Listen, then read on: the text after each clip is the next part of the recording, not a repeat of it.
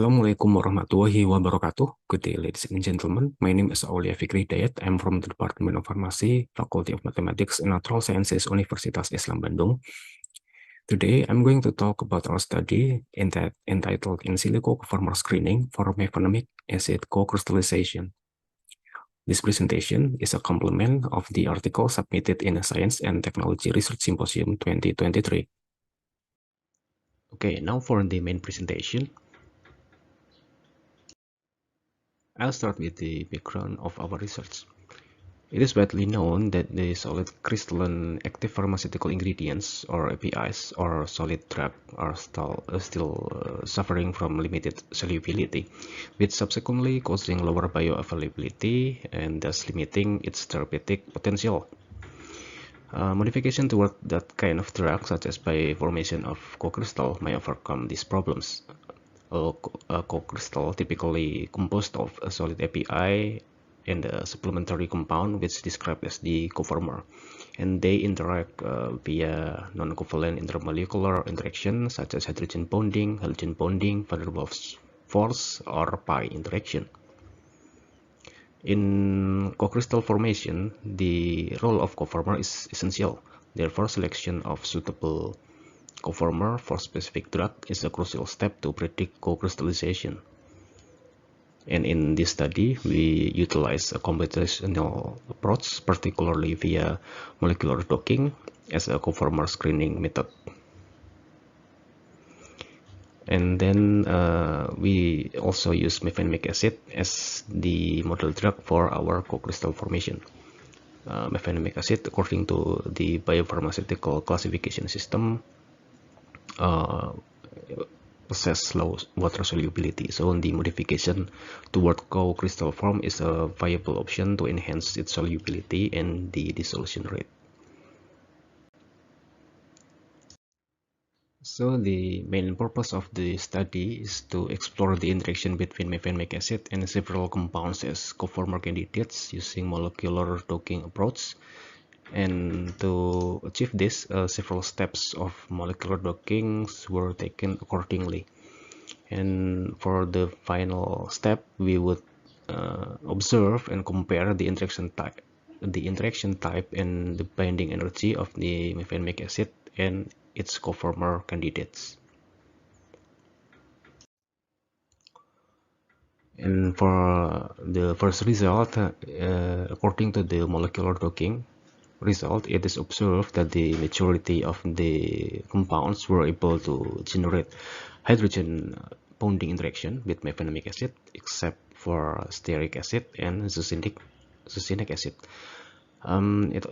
It is also worth noting that in conventional synthesis, the presence of hydrogen bond reflects the stability of a co-crystal due to complementary pairing of hydrogen bond donor and acceptor moieties.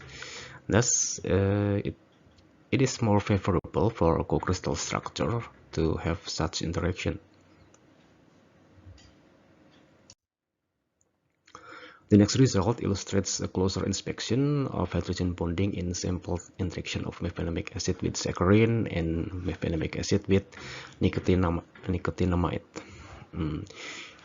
It is showed here that the hydrogen bond in both systems were resulted from the interaction between the amide, the NH part from the coformer, and the oxygen of the carboxylic acid in the mefenamic acid.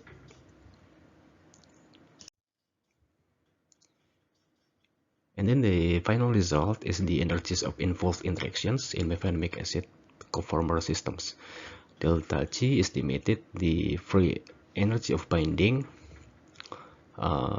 E intermol represents the final intermolecular energy, and EVHD represents the energy of van der Waals interaction plus hydrogen bonding interactions plus disolvation.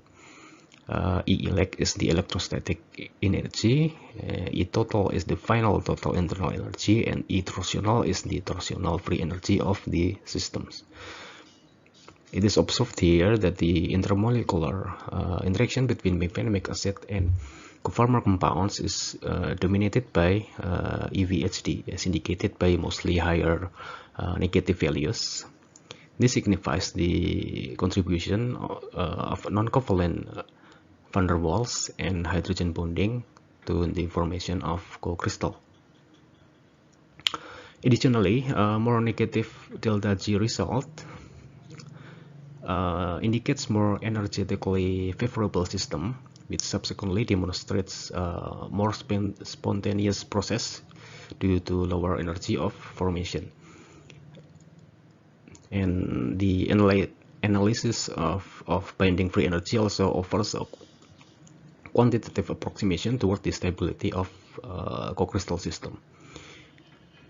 It can be seen here that the mefenamic acid interaction with the saccharin generates the lowest binding free energy with the value of minus 3.10 kilocalorie per moles, thus offering possibility of a stable co-crystal formation. So it can be concluded that from docking result, it is revealed that the majority of Coformer candidates were able to form interaction with mefenamic acid via hydrogen bonding and pi interaction. And also, based on calculated binding free energy, saccharin with the value of minus 3.1 kilocalorie per moles had the most optimum binding affinity with mefenamic acid, indicating the possibility of stable co-crystal formation.